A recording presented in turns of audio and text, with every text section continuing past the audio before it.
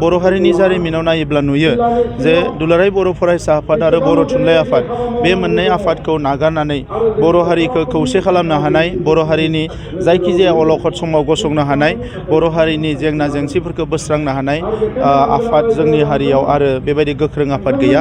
उदालगुरि जिल्ला दुलाराय बर' फरायसा आफादनि बोसोरारि जथुम्माखौ पानेरिनि कसुबिलाव खुंदों आरो बेवहाय बाहागो लानानै जोबोद मोजां मोनदों जे दुलाराय बर' फरायसा आफादनि जिखिनि हाबा मावनाय बेवहाय उदालगुरि जिल्लाया मोनसे स्पेसियेल जायगा दङ।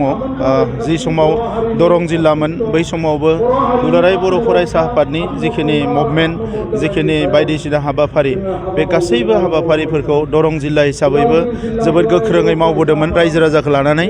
दा उदालगुरि जिल्ला हिसाबैबो जोबोद गोख्रोङै खामानि मावगासिनो दङ आरो बर' हारिनि जारिमिनाव नायोब्ला नुयो जे दुलाराय बर' फरायसा आफाद आरो बर' थुनलाइ आफाद बे मोननै आफादखौ नागारनानै बर' हारिखौ खौसे खालामनो हानाय, बर' हारिनि जायखिजाया अलखद समाव गसंनो हानाय, बर' हारिनि जेंना जेंसिफोरखौ बोस्रांनो हानाय आफाद जोंनि हारियाव आरो बेबायदि गोख्रों आफाद गैया। माखासे आफादफोर दङ, बे आफादफ्रा लोगो लानानै दुलाराय बर' फरायसा आफादजों बर' थुनलाइ आफादजों लोगो लानानै जयैनो गोबां खामानिफोरखौ मावो।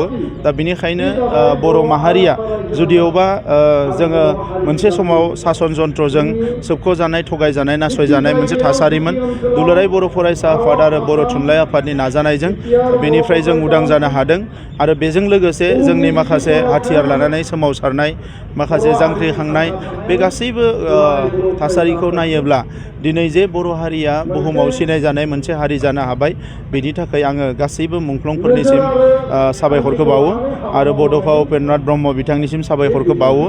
आरो दायो जोङो मोनसे लेभेलाव फैबाय, बिनिख्रुइ गोजौआव थांनो थाखाय जोङो गोब्राब खामानि मावनांगोन आरो बेवहाय दुलाराय बर' फरायसा आफादा समाजनि गेना गोरोन्थिफोरखौ सुस्रांनो, जौ जुवा, खोमसि फोथायनाय, ड्राग्स बायदिसिनाफोरखौ फोजोबस्रांनो थाखाय गोदोनिफ्रायनो खामानि मावबोदों आरो दाबो मावबाय थादों। इयुनाव बे गासैबो हाबा मावनायखौ लानानैनो जों मोनसे बड'फाया हास्थायनाय बायदि गेरेमसा हारि मोननो हागोन, बेखौ जोङो दिनैनि समाव मिजिंथिनो हायो। दा बिनि थाखायनो दुलाराय बर' फरायसा आफादखौ अरायसम गोख्रों जानानै थानायखौ जों हास्थायो। सेरफांगुरि बाजार श'रुमा माग बिहु धामाका अफार लाबोदों। क'क्राझार जिल्ला सेरफांगुरियाव थानाय फुंखा एन्टारप्राइज बाजार श'रुमा 11 जानुवारिनिफ्राय 31 जानुवारिसिम माग बिहु धामाका अफार आरो एक्सचेन्जनि खाबुफोर होगासिनो दङ। नोंथांमोना सेरफांगुरियाव थानाय फुंखा एन्टारप्राइज बाजार श'रुमाव खुंफुंजानाय माग बिहु धामाका अफार एक्सचेन्जआव फैनानै नोंथांनि लुबैनाय बाजाजनि बाइकखौ लांफैनो हागोन। बाजाजनि बाइक सालायनो मोजां मोनग्रा रायजो राजाफोरनो फुंखा एन्टारप्राइज बाजार श'रुमा लोगोसे मोजां अफारफोरबो लाबोदों। बेफोरनो जाबाय 90% लन, गंनै हेलमेट फ्रि, केस होनानै बाइक बायगिरिफोरनो 1000 रां केसबेक हरफिननाय जागोन आरो माग बिहु धामाका अफार एक्सचेन्जजों लोगोसे बाइक बायगिरिफोरनो गांसे ब्लेंकेट फ्रि हरफानाय जागोन।